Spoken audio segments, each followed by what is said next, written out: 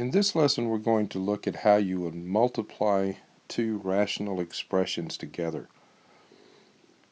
Anytime you're going to multiply two rational expressions, the very first thing you want to do is simplify the numerators and the denominators as much as you can, because we're looking to see how many things we can cancel before we then multiply across the top and then multiply across the bottom.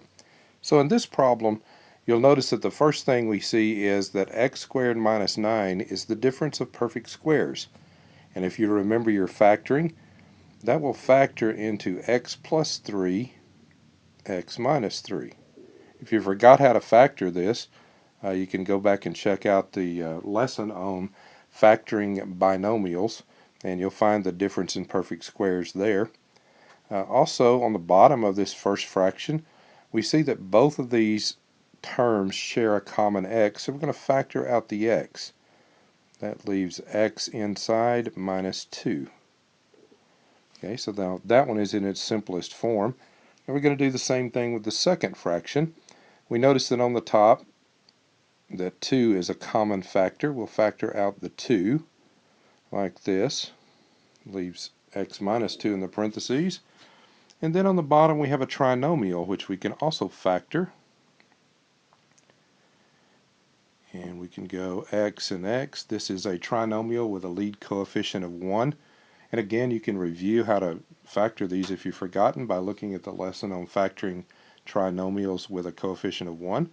But we look at 12 and we say, okay, 4 times 3 is 12. That's a 4, and that's a 3.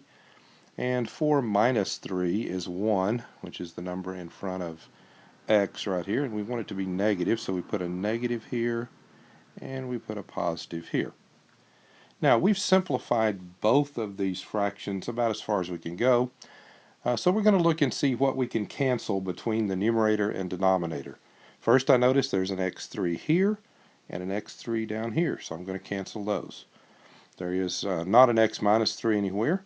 There's not a 2 anywhere, but there is an x minus 2 right here and right here. So now we notice on top we don't have a whole lot left. We have a 2 and we have an x minus 3, so I'm going to write those down here. 2 times x minus 3, because we multiplied top times top and bottom times bottom. And on the bottom we have an x left and an x minus 4 left. So x times x minus 4.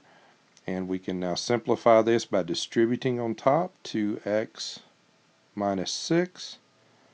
And on the bottom we can distribute the x. X times x is x squared, and x times negative 4 is negative 4x. And that will be our answer for multiplying these two problems together.